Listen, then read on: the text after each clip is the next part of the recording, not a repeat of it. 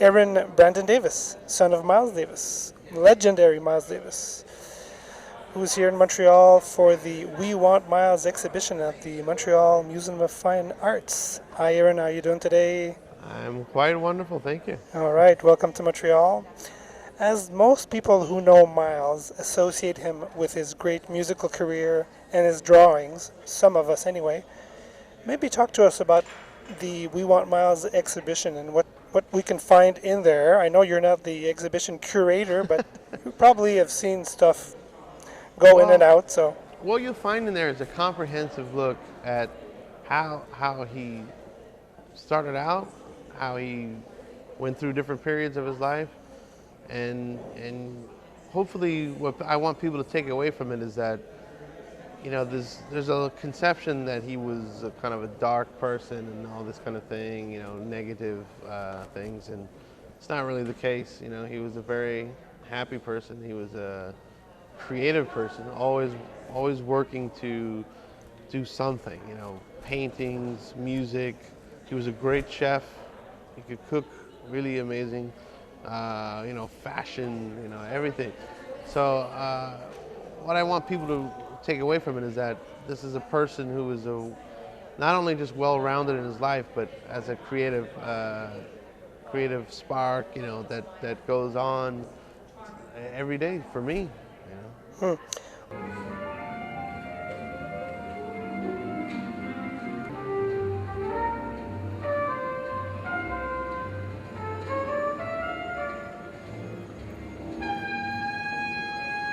When the project of the exhibition came to you first, I assumed it was maybe last year or the year before. Yeah, the year before. Yeah. This is a fairly recent project. What was your first reaction? Were I thought it you? was great. I thought this is wonderful. I mean, the idea at the time was that it was going to be in Paris, and he had such a great relationship with Paris and French people, and they understand.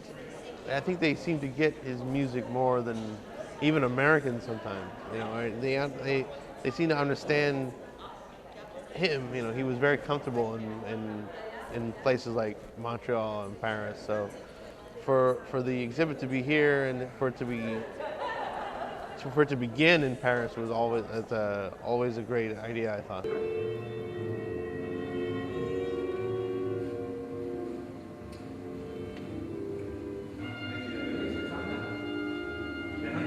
At this morning's press conference here at the Museum of Fine Arts, I think everybody was touched by how you were touched. So my question kind of leads into that. How are you connecting in a personal way to this exhibition?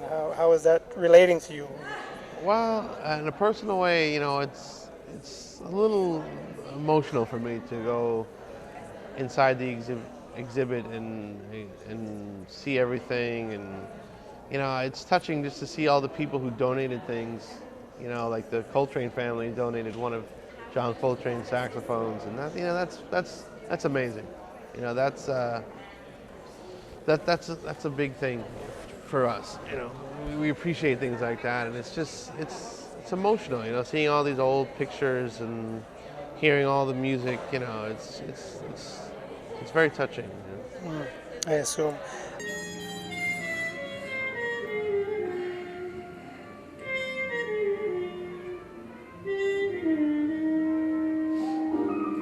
Um, as a lot of people know, musicians are on the road, are quite busy traveling.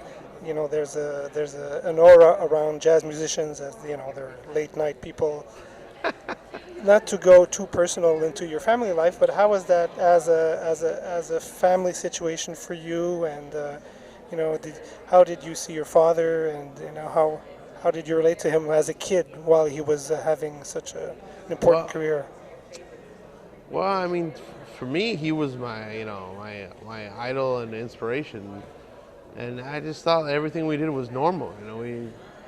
I'd go to school and then come home, and then we'd go to I go with him to the studio until 2 in the morning. Great. I thought this is normal. Uh-huh. But I mean, that's just how things get done when you're a musician. It usually is late hours, and but it's all about passion, and you want to be there. You want it to be right when you're doing music and anything you do. And then when we'd be at home, we'd be painting all day, and we'd be watching. We loved boxing, so we'd be watching the fights, around the world. We had a satellite dish, so we'd watch fights from everywhere, and it was that. To me, I thought this is normal. So he was quite present. Oh yeah. Nonetheless, is a very busy musical life.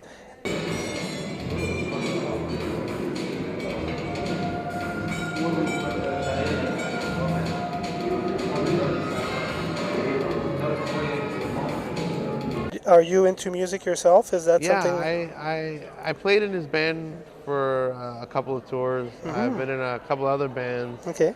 But lately I've been doing music for film, composing music for film. So I can stay home with my wife and my 2-year-old daughter, so I don't have to go on the road anymore. So you're a father yourself, and so Yes, you know the situation regards to that. Interesting. Was there? I know that Miles' mother was a blues pianist. Mm-hmm. His father was a dentist, your grandfather. He gave him a trumpet at 13 years old. Mm-hmm. What I read on Wikipedia a few moments ago is that he did that kind of to Well, his mother wanted him to play violin, but he didn't want to play it. No. So he said, I'll play trumpet. Okay. And when I was 10, he said, you have to choose an instrument. So I said, I'll play guitar. So now I'm more of a collector of guitars than playing. But I played drums, guitar a little bit piano. But yeah, I mean, I don't know what drove him to the trumpet, but it was a perfect fit, obviously. We are all very fortunate and lucky that Miles made that choice. Erin, I really want to thank you for the moment you spent with us. Thank you. Enjoy the city of Montreal, and bonne journée. Thank you very much. Thank you so much.